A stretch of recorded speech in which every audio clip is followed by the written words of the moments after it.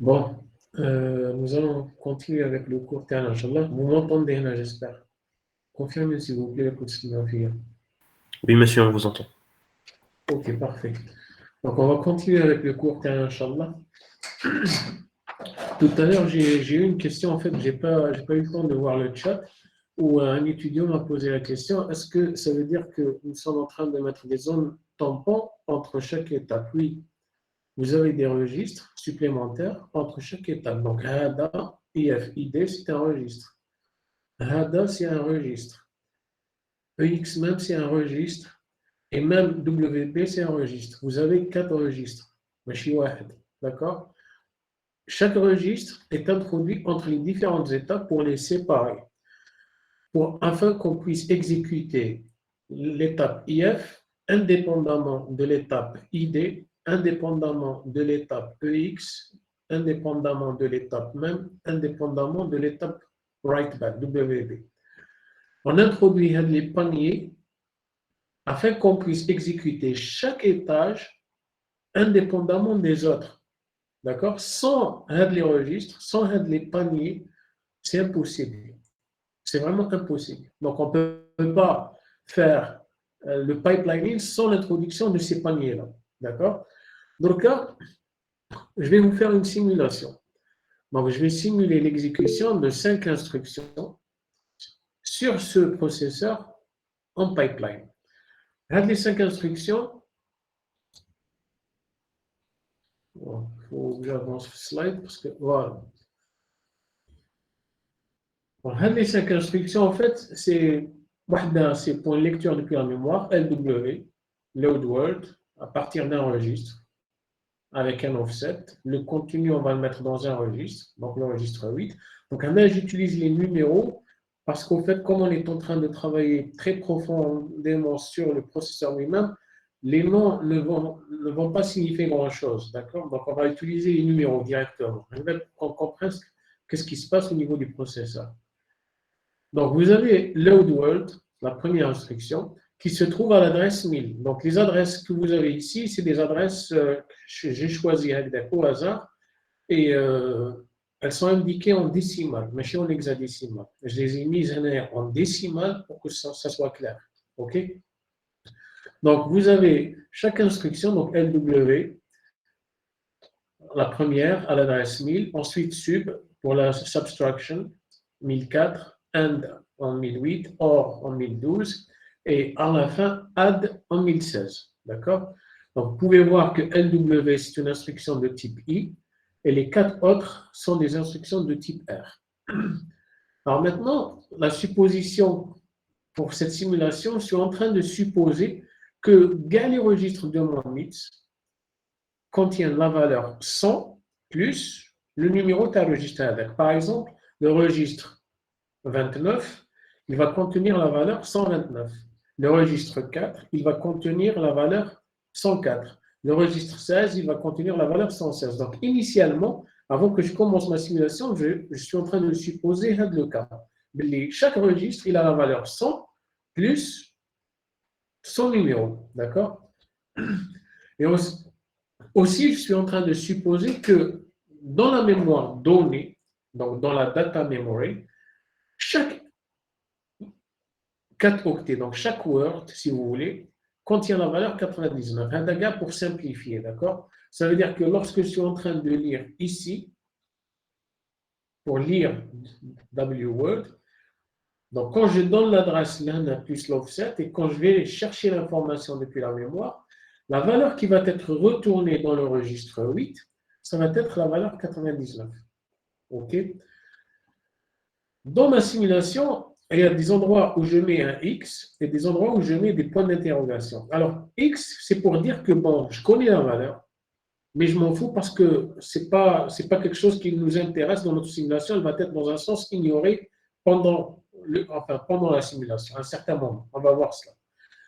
Les points d'interrogation, ça veut dire quoi? Ça veut dire qu'il y a quelque chose dans votre processeur. Il y a quelque chose qu'on ne connaît pas. D'accord? Parce qu'au moment où vous allumez votre processeur, au moment où il commence à fonctionner, il y a toujours quelque chose qui tourne. Il y a toujours une valeur. Il y a toujours des bits qui circulent. Vous ne pouvez pas dire que le processeur, à un certain moment, parce que vous ne touchez pas à votre machine, vous ne faites rien à votre machine, donc il n'y a pas des bits, il n'y a pas des… Non, le processeur est tout le temps en train de fonctionner tant que vous n'éteignez pas votre machine. Donc les points d'interrogation, qui m'adou, signifie que je ne connais pas la valeur. D'accord? Et la valeur, par exemple, dans ce cas-là, en fait, c'est des valeurs, l'ISRA, dans des instructions avant LW. Donc, avant Hadi, il y avait des instructions ici, il y avait des choses qui se sont passées. Donc, les valeurs que je ne connais pas sont dans le circuit. Et là, dans le cas où je finis la simulation TI-AD, ensuite il y aura d'autres instructions qui vont venir après.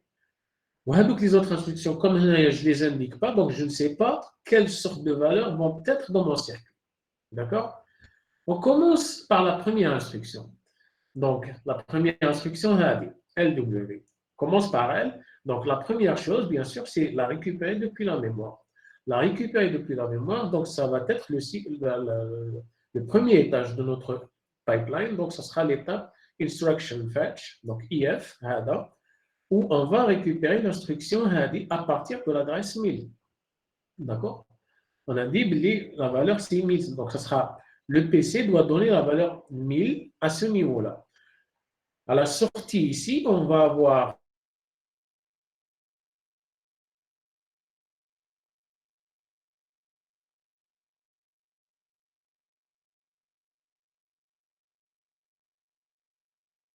il doit être à 4. En même temps, quand on donne l'adresse 1000 pour l'instruction fetch, pour récupérer l'instruction, en même temps, cette adresse, elle est incrémentée de 4 avec l'additionneur HADA. On la passe au multiplexeur ici. Ici, on suppose que le PC source, il est à 0. D'accord?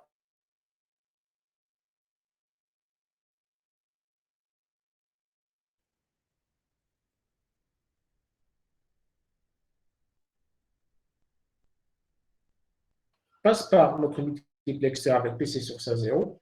Et ça va être la nouvelle valeur qui va être inscrite dans le PC pour aller chercher la prochaine instruction. Alors maintenant, nous avons deux sorties à partir de l'étage IF. Nous avons la sortie de l'instruction même, donc le code machine de l'instruction LW $8,429. Et nous avons le PC plus 4, qui est aussi communiqué à l'étage suivant. Donc, à ce niveau-là, qu'est-ce qui va se passer? Donc, on va écrire tout simplement ici la valeur de 1004. Donc, ça sera notre PC plus 4 ici. Et là, on va écrire tout simplement le code machine de l'instruction LW $8,429. Ça, c'est notre première instruction. Donc, maintenant, quand on passe au deuxième cycle, d'accord? Alors, au deuxième cycle, il y a deux choses qui se passent. Nous avons notre instruction ID, en fait, instruction, pardon, LW, celle que nous avons récupérée dans l'étape précédente. On va maintenant la décoder, d'accord? Et en même temps, nous avons l'instruction sub qu'on va chercher depuis la mémoire. Donc, encore une fois, l'instruction sub, c'est la deuxième instruction qu'on va chercher depuis la mémoire.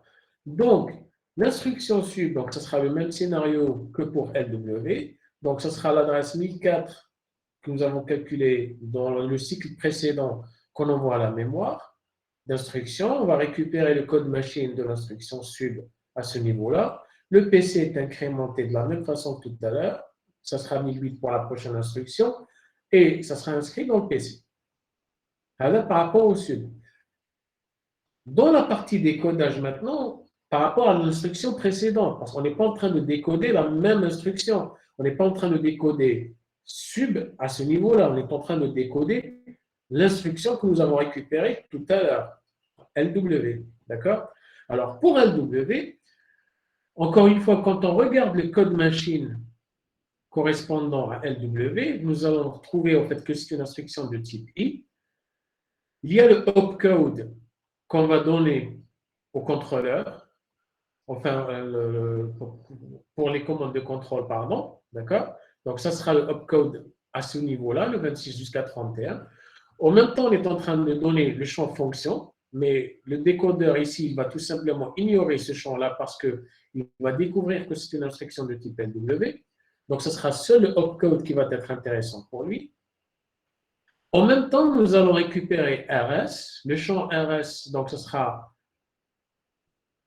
à ce niveau-là, donc le 21 jusqu'à 25, et on va récupérer la valeur 29, le numéro du registre, qu'on va lire depuis notre banque de registres. Et nous allons récupérer la valeur $8, qui est tout simplement le champ RT.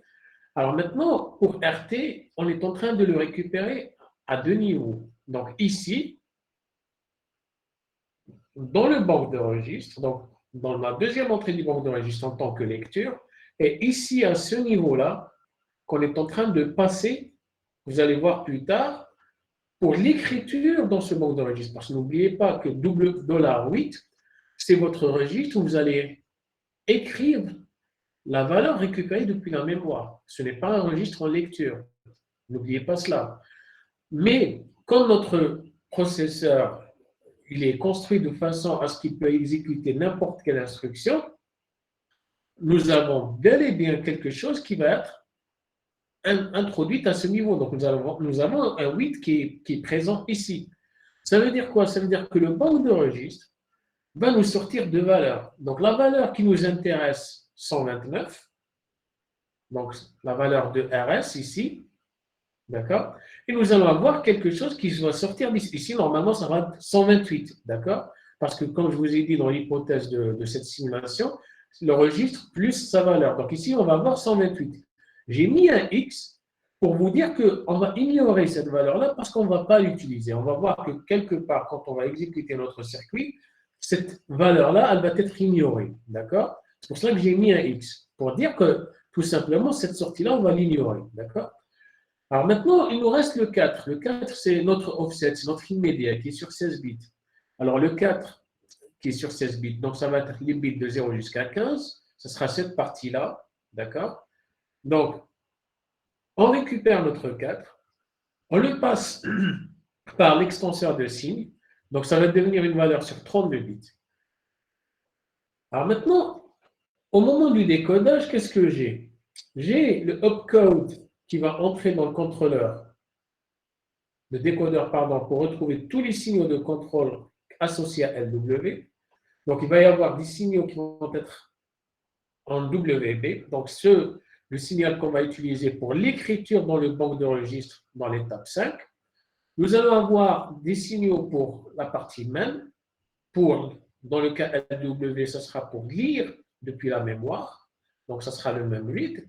Et nous allons avoir des signaux qui vont tout simplement décider ce qu'on va faire dans cette étape-là pour choisir quelle opération on fait. En réalité, qu'est-ce qu'on va faire? On va ajouter 129, donc cette valeur-là, à 4, donc cette extension qui est ici, donc ce sera 129 plus 4.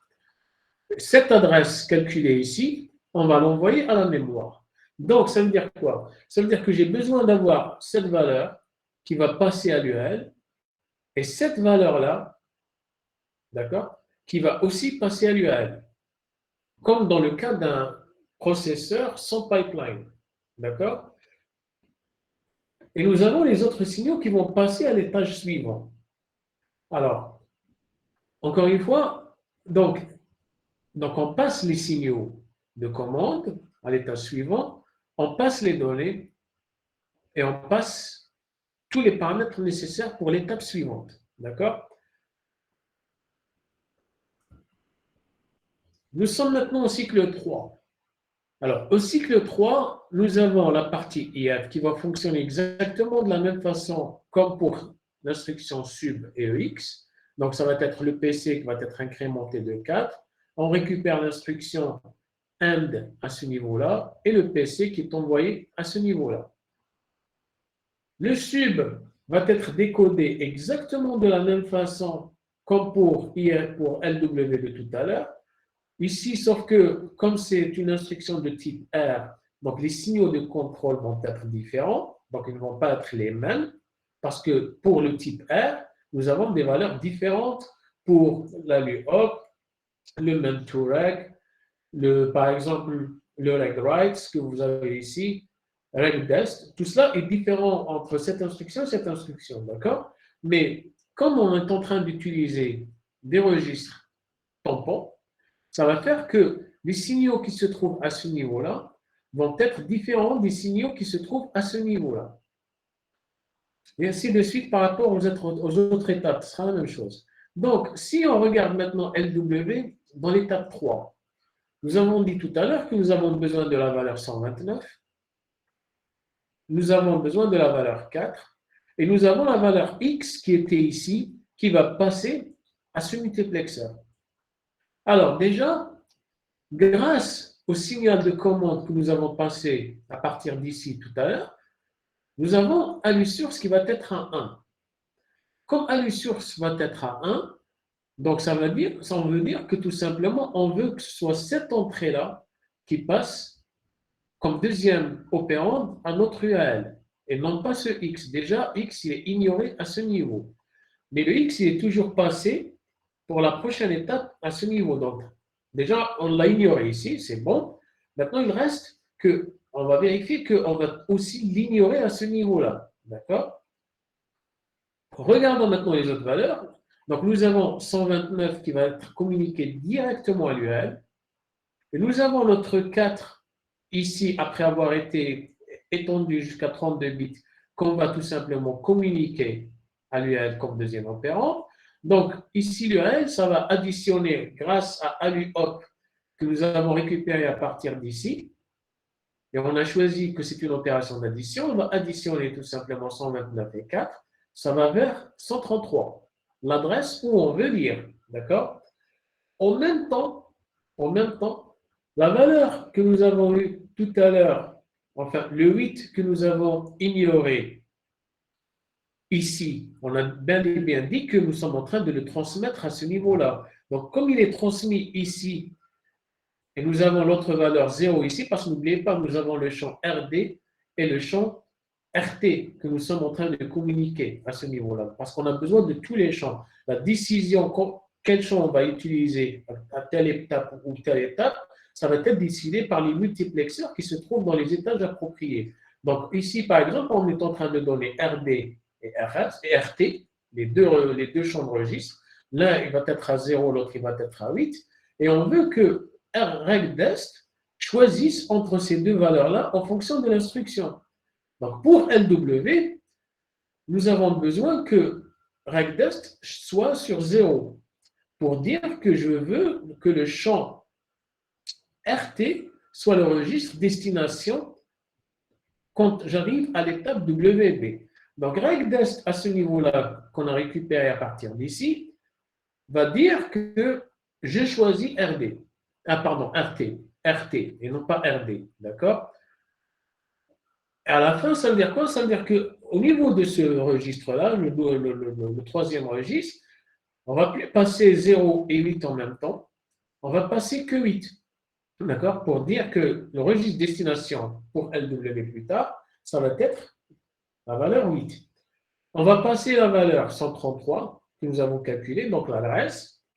Nous avons passé le X ici. Donc, en fait, en réalité, c'est 129, mais on l'ignore, parce qu'on verra ici la prochaine étape qu'on va l'ignorer. Et nous avons aussi calculé comme si, par exemple, c'était une instruction de branchement. Donc, exactement comme pour les autres instructions. Donc, ici, on est bel et bien en train de calculer quelque chose, mais on va l'ignorer. Ben, ici, pareil, d'accord? Normalement, j'aurais pu mettre un X ici, mais c'est juste pour vous clarifier les choses, c'est que votre processeur est en train de faire plusieurs choses en même temps. Et ce sera grâce au multiplexeur que vous allez ignorer telle information, parce que ce n'est pas l'information utile pour l'instruction courante. Donc ici, le 1020, qui est l'adresse calculée pour le cas où c'est une instruction de saut, de branchement, pardon, on va voir que ici, elle va être ignorée parce que le PC source va être à 0 et non pas à 1. D'accord? Alors, la même chose pour le sub. Donc, le décodage se fait exactement de la même façon comme pour l'instruction LW. Et la même chose pour IF. la récupération, ça va être la même chose, de la même façon que pour les deux instructions précédentes. Maintenant, passons au cycle 4, ça veut dire que le calcul maintenant de LW, on va arriver à cette étape-là. Le sub va être à l'étape exécution, IF à l'étape décodage, et OR, ça sera la dernière instruction qu'on va récupérer, ou plutôt l'avant-dernière, je dirais, qu'on va récupérer depuis notre mémoire. Alors, la récupération, c'est exactement de la même façon comme pour les trois autres, ça ne va pas changer. Le décodage de AND va se faire de la même façon que pour les instructions précédentes sub et LW, donc ce sera à ce niveau-là. On va déterminer les signaux de contrôle associés pour le AND. On va déterminer quels sont les registres qu'on va utiliser en lecture pour cette instruction-là et les différents champs qu'on va communiquer à ce buffer. D'accord? Ici, pour le AND, avec 10 et 11, donc ça va être 110 et 111 comme résultat. Nous avons la valeur ici où j'ai mis exprès 4, 8, 24, mais en réalité, vous pouvez mettre un X, d'accord? Parce que comme c'est une instruction de type R, ok? Normalement, on s'en fout de ce champ-là. Donc, j'aurais pu mettre un X. Mais encore une fois, j'ai mis ces valeurs-là pour que vous compreniez qu'il y a bien un calcul qui se fait, d'accord? On continue avec notre LW. Donc, le LW de tout à l'heure, nous avons vu que le X va arriver à ce niveau-là. Quand il passe au quatrième cycle, le X va être présent à la mémoire de données pour qu'il se soit écrit dans la mémoire. Comme si on voulait faire une écriture dans la mémoire. Mais le fait que memWrite, que nous avons récupéré à partir d'ici, donc à partir de l'étage précédent qui était ici, à partir du contrôleur de cycle en arrière, on va trouver que le memWrite va être à 0. Si le memWrite est à 0, peu importe la donnée que vous allez mettre ici, mettez ce que vous voulez, cette donnée-là ne sera jamais écrite dans la mémoire de données. D'accord? Et du coup, la donnée que nous avons récupérée à partir de là, deux cycles en arrière, ensuite on l'a passée à ce niveau-là pour le buffer, ensuite elle a été ignorée ici, mais par contre elle est passée par ce chemin-là vers le prochain tampon deux cycles plus tard, et à la fin elle arrive à ce niveau-là, on voit bien que grâce à ce signal de contrôle qui est mis à 0, pour dire que je ne vais pas écrire dans la mémoire, donc cette donnée-là sera ignorée. Par contre, l'adresse que j'ai ici, quand je la passe au cycle 4 à ce niveau-là, donc ce sera 133, avec le même read qui va être à 1, le même read encore une fois qu'on récupère à partir d'ici, on est en train de dire à la mémoire de données, je veux la valeur qui est stockée à l'adresse 133. L'hypothèse de cette simulation dit que n'importe quelle donnée dans la mémoire, c'est un word de 99, la valeur 99. Donc, on va récupérer 99 ici. OK? En même temps, l'adresse que vous avez récupérée ici pour la mémoire de données, vous êtes en train aussi de l'envoyer à ce niveau-là. OK? Pourquoi? Parce que dans le cas où vous êtes en train d'exécuter une instruction de type R, une instruction de type R n'écrit pas dans la mémoire, mais elle récupère bien la sortie de l'UAL à ce niveau-là par rapport au multiplexeur. OK? Encore une fois, je fais référence à ce que nous avons vu la dernière fois dans le cours. Donc, la mémoire, elle est contrôlée par deux signaux, memWrite et memRead. D'accord? La mémoire de données. Ces signaux-là sont récupérés à partir d'ici. Mais la donnée qui est ici, elle a été calculée deux cycles en arrière. Donc, elle a été calculée à ce niveau-là. Donc, quand on l'a calculée ici, la première fois, on a copié dans ce registre. Dans le deuxième cycle, on a copié depuis ce registre vers ce registre. Et dans le troisième cycle, enfin, on va récupérer les signaux qui nous intéressent ici. Donc, on n'a pas pris le signal memRead et memWrite directement à partir du contrôleur et on les a collés à notre circuit data memory. On n'a pas fait cela. Si on fait cela, ça sera erreur, ça sera faux. Parce qu'en réalité, vous êtes en train de me dire, je fais ID et ensuite tout de suite je fais un même derrière. ID et même derrière, ça veut dire que nous n'avons pas mis un loop entre les étapes ID et même. On ne peut pas exécuter ID et ensuite directement un même. Il faut qu'il y ait un loop entre les deux. D'accord? Dans le cas où, par exemple, pour les signaux de contrôle, on n'en a pas besoin. On n'a pas besoin des signaux de contrôle, même write et même read, à ce niveau. On n'a pas besoin des signaux de contrôle, même write et même read, à ce niveau. Mais par contre, on en a besoin à ce niveau-là. On les calcule au premier cycle, mais on va les passer à travers les buffers 2 fois pour 2 cycles plus tard. OK? Donc, ce qui va se passer ici, c'est que nous avons récupéré la valeur 99 et en même temps la valeur 133. Donc, c'était l'adresse que nous avons calculée pour la mémoire. Mais, on va copier les deux valeurs dans notre dernier registre, 99 ici et 133. Mais pour LW, normalement, le même toureg va être tout simplement mis à 1 à ce niveau-là pour que ce soit cette valeur-là qui va passer en écriture dans le banc de registre et non pas 133. OK? Donc, le même toureg, normalement, devra être à 1 dans notre dernier cycle. OK? Donc, le même toureg sera à 1 ici. Le reg-write que nous sommes en train de récupérer ici et le brancher à ce niveau-là va aussi être mis à 1 parce qu'on veut écrire la valeur 99 dans notre banque de registre, mais encore une fois, le reg-write, on ne l'a pas récupéré directement à partir de là et branché ici. Sinon, ça sera faux. Parce que vous êtes en train de me dire, je fais ID et directement WB derrière. Non, on fait ID, ensuite on passe à EX, ensuite on passe à MEM et à la fin, on passe à WB. D'accord? Donc le reg-write, on le récupère à partir de là et on le branche dans notre reg-write. OK? Donc, en gros, ce que ça veut dire que votre instruction et vos commandes, donc les signaux de commande et l'instruction, tout ce qui est décodé, tout ce qui est fait, quand on va de gauche à droite, vous êtes obligé de passer par les registres tampons. D'accord? Quand vous allez de gauche vers la droite, donc tout ce qui va dans ce sens-là, vous allez passer par les registres. Donc, vous n'allez pas sauter ces registres-là. OK? Par contre, quand vous allez dans le sens inverse, vous allez direct. Donc, ça veut dire qu'à partir de là, je branche direct dans le reg-write. À partir de là, le même tourelle, donc je branche ici sans problème. Par contre, où est-ce qu'il est?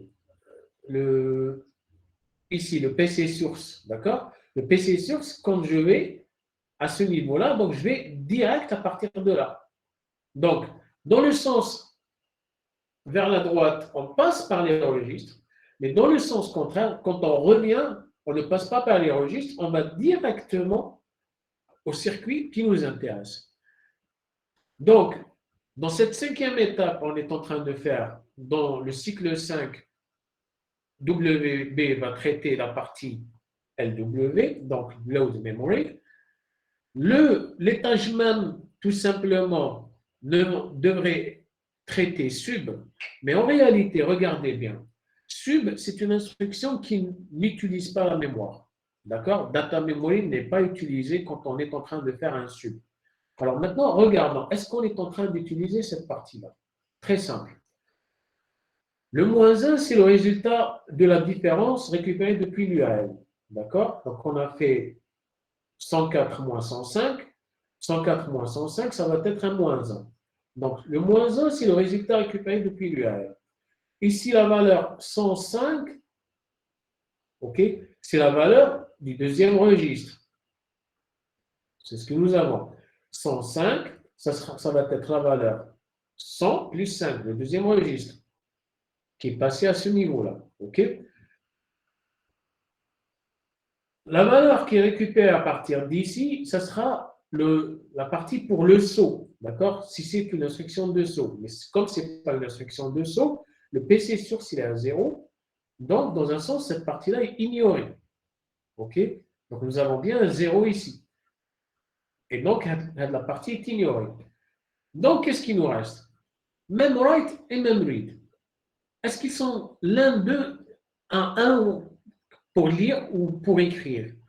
Ils sont tous les deux à 0. Comme tous les deux sont à 0, donc on est en train de rien faire ici, d'accord?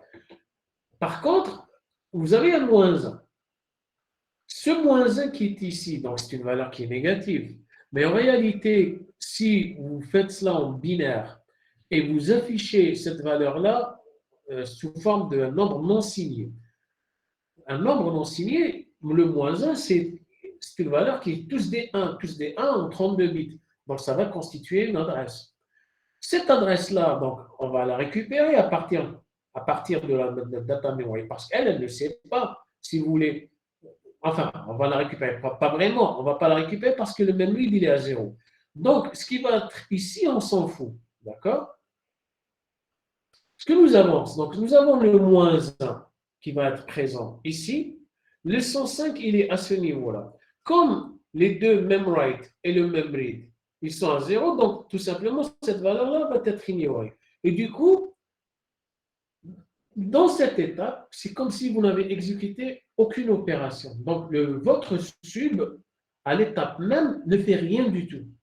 Ne fait rien du tout, ça veut dire no operation. D'accord? Et tout simplement, la valeur moins 1 qui était ici a été copiée à ce niveau-là pour la prochaine étape. Ça veut dire une copie de ce registre, de cet endroit, vers cet endroit.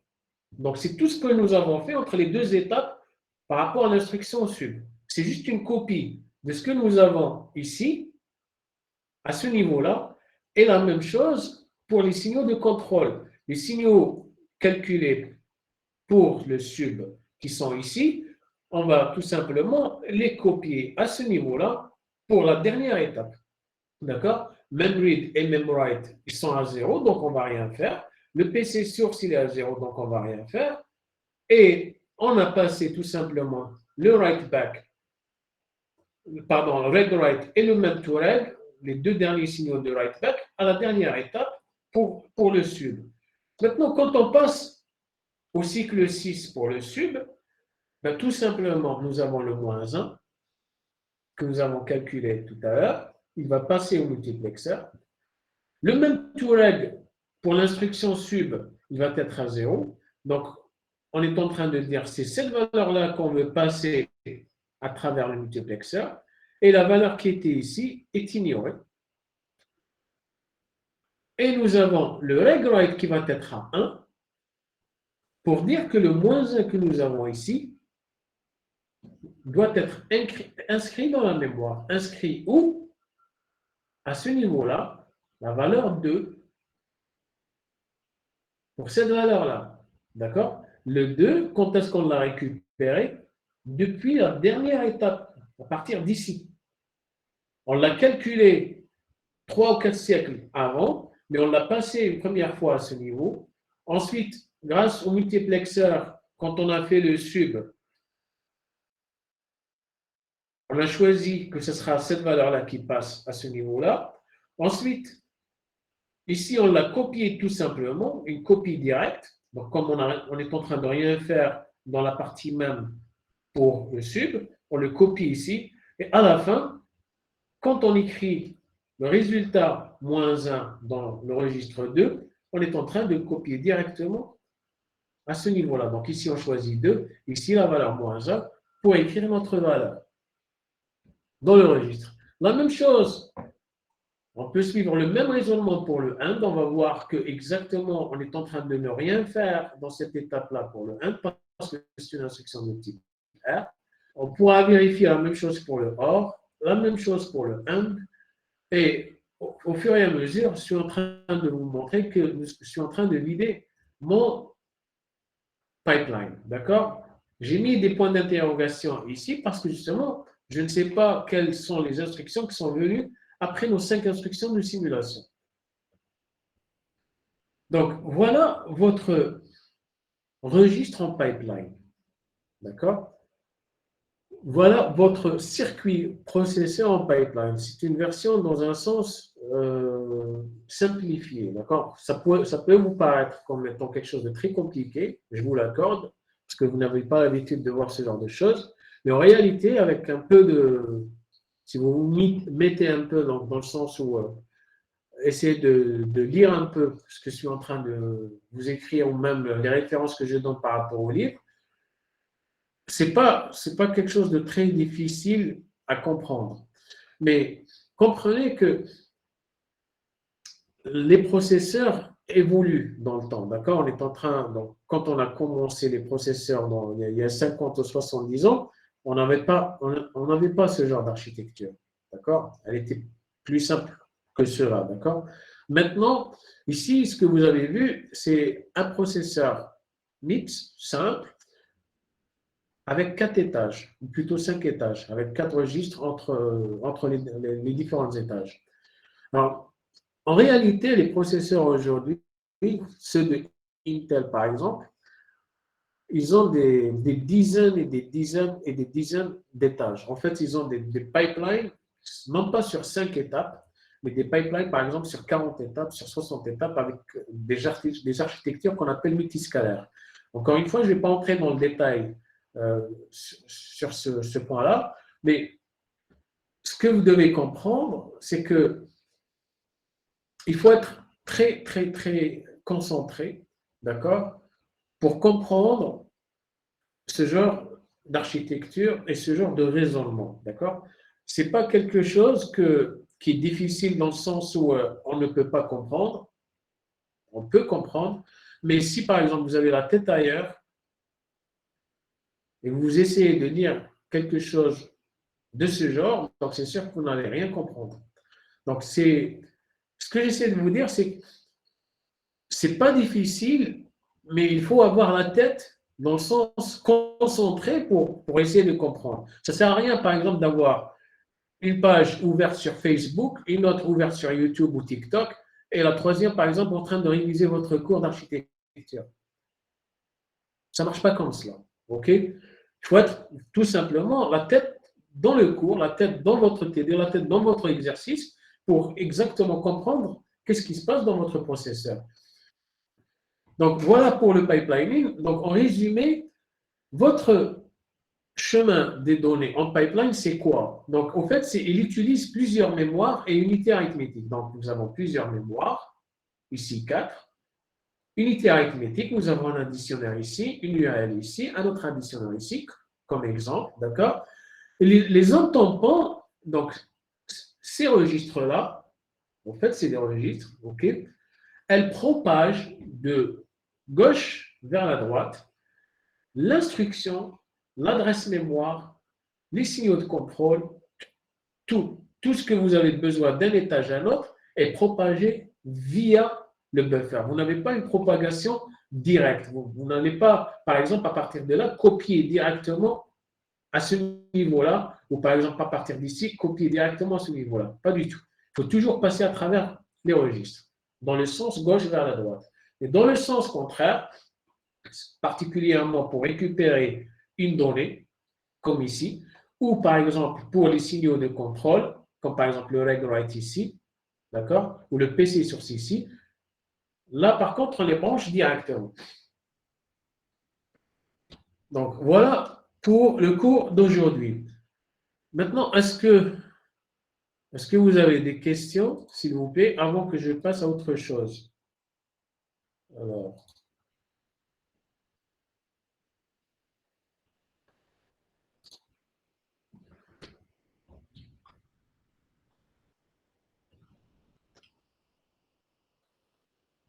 Alors, est-ce que vous avez des questions, s'il vous plaît?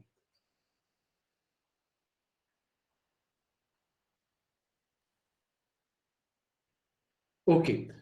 Donc, je vais passer à autre chose.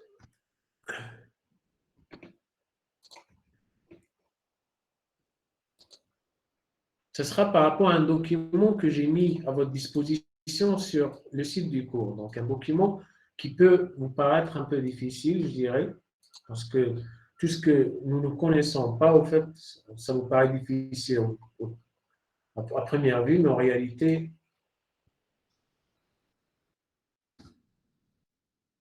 faut juste mettre le temps en fait pour lire d'une manière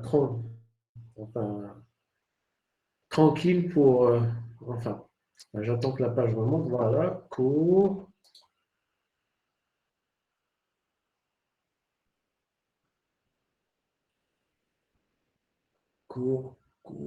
chemin de données, contrainte de temps.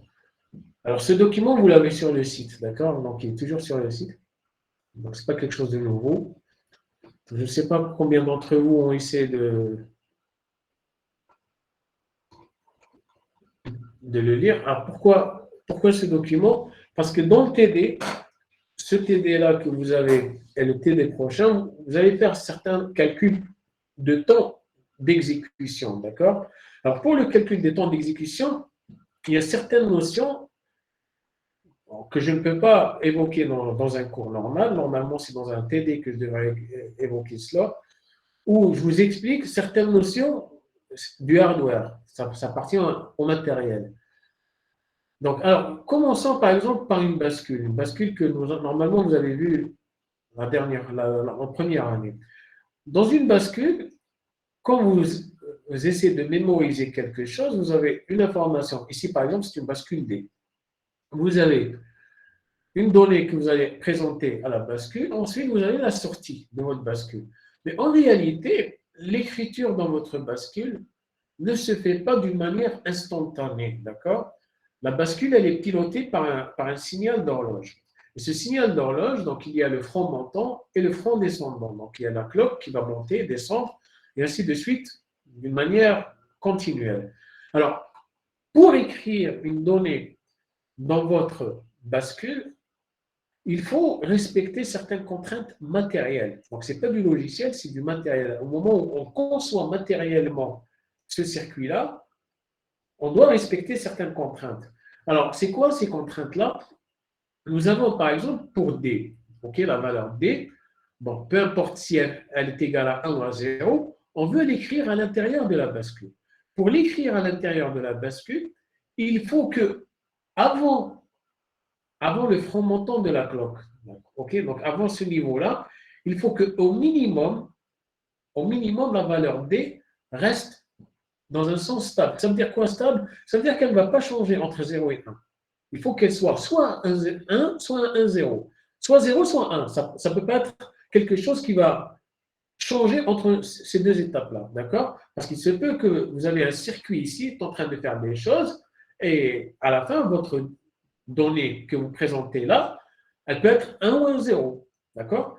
Pour que la valeur soit dans un sens récupérée par votre bascule, ça veut dire que votre bascule réalise que c'est une donnée pour elle, il faut que la valeur présentée à ce niveau-là, donc soit un 1, soit un 0, reste stable pendant une durée minimale, qu'on appelle T-setup. D'accord? C'est un nom en anglais, ça s'appelle le setup time. D'accord? Cette période minimale, elle dépend du circuit, du matériel qui est utilisé pour la fabrication de votre bascule. D'accord? Ça s'appelle T-setup.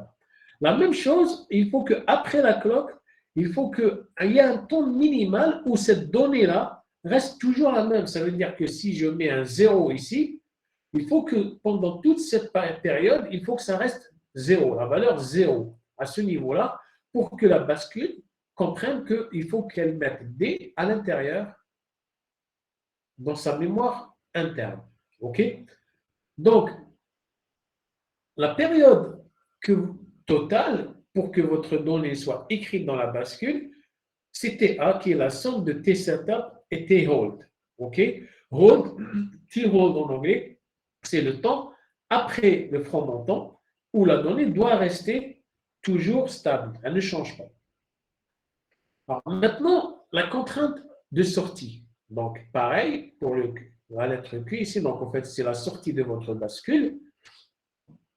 Pour qu'on puisse lire ce qu'il y a à l'intérieur de votre bascule, ok, il y a un temps où minimal, le minimum clock to Q delay, et le temps après le front montant auquel la sortie Q serait instable. Ça veut dire quoi? Ça veut dire que cette donnée que vous voulez récupérer après la bascule ne doit pas être dans cette période. OK? Elle ne doit pas être dans cette période. Vous n'allez pas pouvoir lire avant.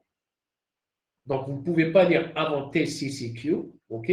Parce qu'en réalité, vous êtes en train d'écrire ici. Mais par contre, pour pouvoir lire, il faut que ce soit après le max clock to Q delay. Ça veut dire que la donnée Q que vous avez ici, à partir du front montant, il faut que ce soit après TPCQ, OK, pour que la donnée soit stable. Ça veut dire que la donnée peut être lue. Parce que pourquoi cela? Parce que supposons que votre bascule contient la valeur 10 et vous présentez ici la valeur 47.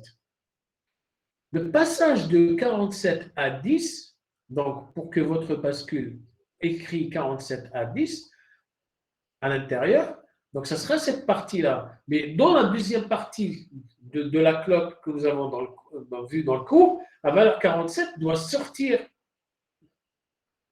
par la sortie Q, d'accord?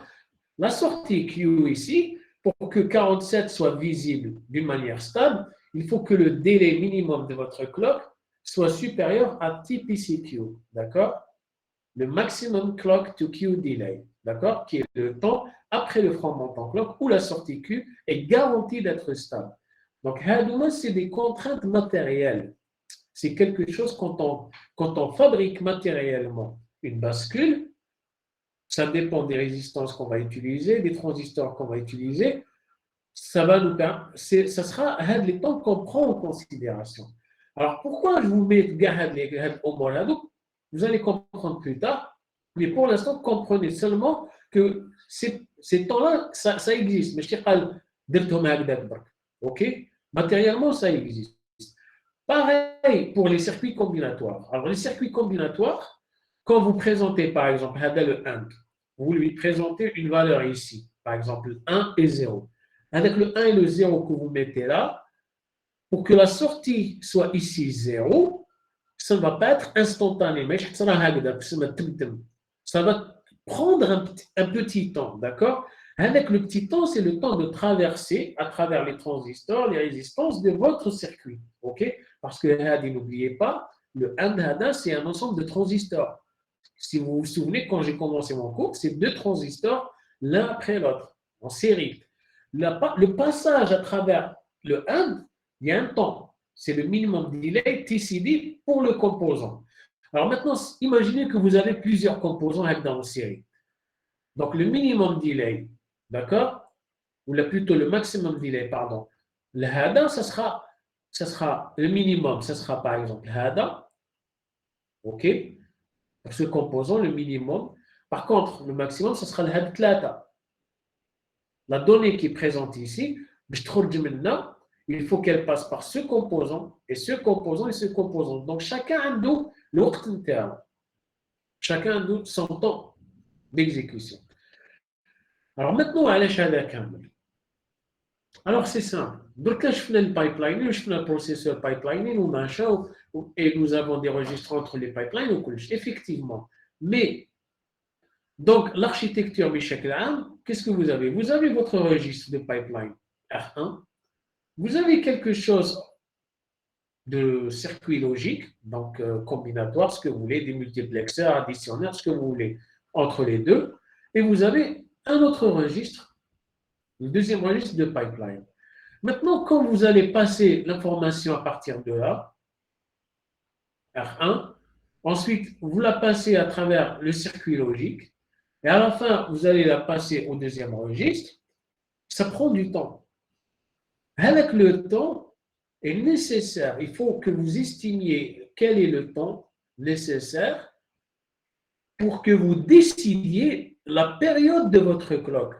La période le processeur, votre processeur, l'ordinateur TAC, vous avez votre ordinateur a une fréquence. La fréquence, ça sera la clock, l'inverse de la période. La fréquence, pour la décider, pour décider, il à 2 GHz, à 4 GHz, à 6 GHz, si vous voulez. Bon, je ne sais pas 6 dans le cas, mais le 4 et 5 en expérimental. Pour calculer la période, vous avez besoin justement de calculer le temps nécessaire que vous passez من هاد la clock, من هاد le registre, pardon, من هاد le pipeline, من هاد l'étage du pipeline, حتى لهاد l'étage. Vous avez besoin de calculer cette période. La période totale, c'est elle qui va décider justement la période à laquelle votre processeur doit fonctionner. OK? Alors, là, justement, je vous donne la formule. Donc, encore une fois, essayez de lire le texte. Ça ne sert à rien que je vous relise un texte que vous pouvez lire vous-même. Donc, grâce au temps TCCQ et TCD que j'ai défini plus haut, le T-hold, d'accord, dont j'ai besoin pour TC peut être calculé de cette façon. Et la même chose, en respectant les contraintes sur TC avec cette partie-là, je peux calculer que le TC, donc la période de ma clock, doit être supérieur à TPCQ, TPD et T-setup, auxquels ils sont définis plus haut. En respectant les contraintes, vous allez trouver le temps nécessaire minimal pour votre clock. Alors, pourquoi cela? Parce que plus le temps à la clock est kbir, plus le temps d'exécution de votre instruction est long. OK? Le problème, c'est que TCQ, ما يقدرش يكون أصغر كيما ما تقدرش تصغرو كيما تحب. TCQ, il y a un minimum. هذاك le minimum, هذاك doit respecter la contrainte. Il لازم يكون supérieur ou égal لهاد les différents temps. Le temps d'écrire dans la bascule هذه, le temps de lire depuis la bascule هذه et le temps de traverser le circuit. Quand vous avez le temps camel, ça va vous permettre de calculer votre période qui va permettre à quel temps, à quelle vitesse votre processeur fonctionne. Les données camel, vous allez en avoir besoin dans le TD. Pas vraiment, mais le prochain TD surtout. D'accord? Donc, par exemple, je vous donne un exemple. J'ai mis un buffer ici, donc un buffer de pipeline. Donc, c'est plusieurs registres en colonne. Vous pouvez dire que c'est un seul registre si vous voulez, parce que Camille fonctionne en même temps. Ici aussi, vous avez des registres, OK? Et à l'intérieur, vous avez, entre les deux, vous avez un circuit combinatoire, logique. Grâce aux différentes valeurs des différents composants, d'accord, le petit setup, petit hold et machin, les paramètres comme si vous calculez exactement quel temps j'ai besoin pour l'exécution de le circuit, vous allez trouver que c'est, par rapport à ces données-là, ça va être 215 picosecondes. 215 picosecondes, son inverse, on peut faire fonctionner ce circuit-là à une fréquence de 4 GHz 65. Et c'est de cette façon-là qu'on décide la fréquence d'un processeur. OK? Donc voilà par rapport au document HADER. Donc, le document, vous allez en avoir besoin pour faire le prochain TD. Mais chez HADER, les publié, mais le TD que je vais peut-être publier dans 2 ou 3 jours. Donc, essayez de comprendre ce document d'abord avant d'essayer de faire le TD. Donc, voilà par rapport à ce document. Maintenant, pour le TD, donc je pense que la plupart des notions, je fais un Lyon. Donc, je vais juste regarder rapidement par rapport aux choses que nous avons faites la dernière fois. Donc, ça va être travaux dirigés.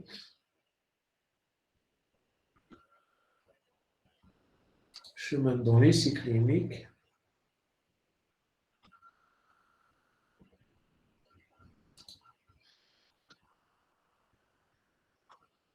Solution.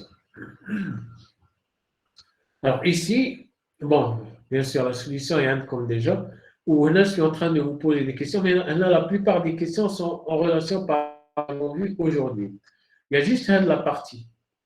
D'accord? Un de la partie 2.2, 2.3, 2.4, où c'est par rapport à ce que vous avez vu dans le cours précédent. Mais en réalité, c'est simple. Donc, en fait, ce que vous avez besoin de faire, c'est de me faire.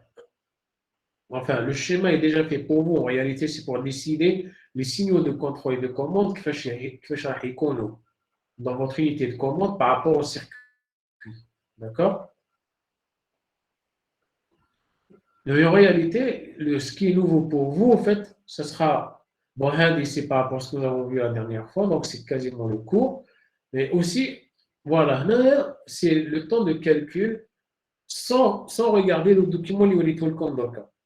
Sans regarder le document Lioritul Kondoka, je vous dis tout simplement, si la période de l'étape IF prend 200 picosecondes, ID 100 picosecondes, EX 200, même 200 et WB 100 picosecondes, atteignez le temps nécessaire minimal pour ces différentes instructions. Alors là, c'est simple.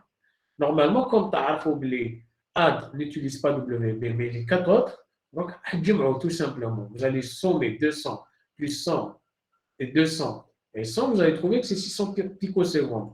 La même chose pour les autres. On a direct. Donc, on a fait un ni petit setup, ni écriture dans le registre, ni lecture depuis le registre, parce que nous avons un seul registre, un seul processeur sans pipelining. D'accord? Où vous sommez direct. Alors maintenant, ce qui est important à comprendre, c'est qu'entre ces différents temps, l'instruction qui prend le plus de temps, il y a des LW, qui prend 800 picosecondes.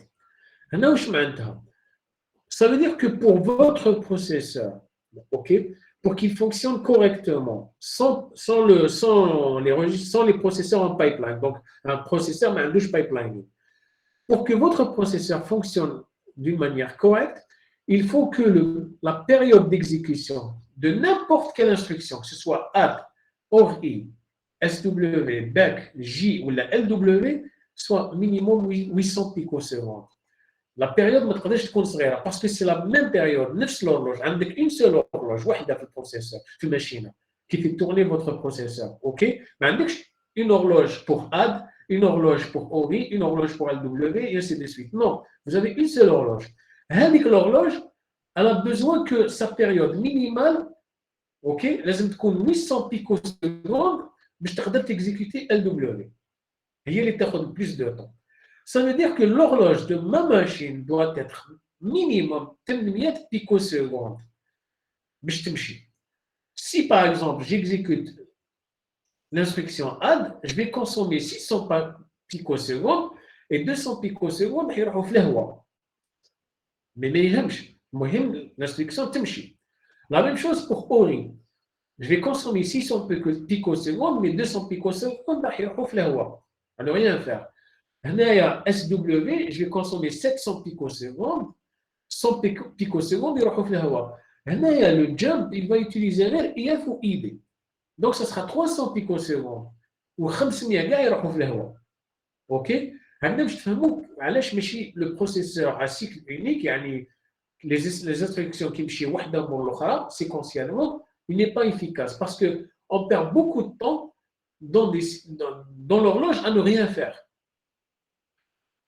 Dans le prochain TD, Inch'Allah, quand on fera la même version Hadi, mais en pipelining, vous allez voir justement qui fait, on va pouvoir accélérer l'exécution et on ne va pas passer notre temps, tout de picosecondes camel, pour une instruction qui m'a LW, ou là par exemple pour une instruction qui m'a jump. LW, elle va toujours prendre 800 picosecondes.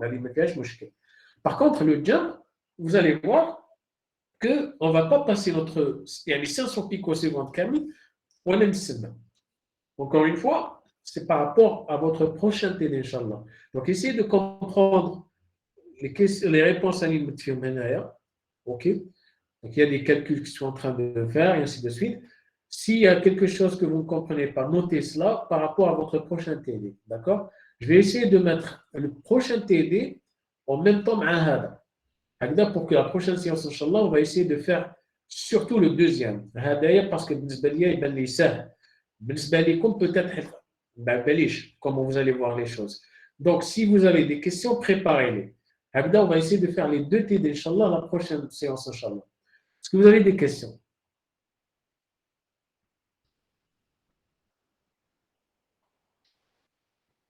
Are there any questions? السكوت المطبق على الاقل في لاسيونس هكذا بريزونسيال قال تشوف الوجوه تعرف ده ما كاين والو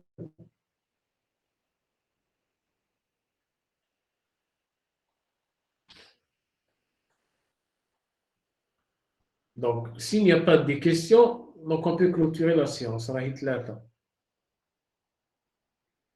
D'accord, monsieur. Travail à faire. Merci. Merci beaucoup.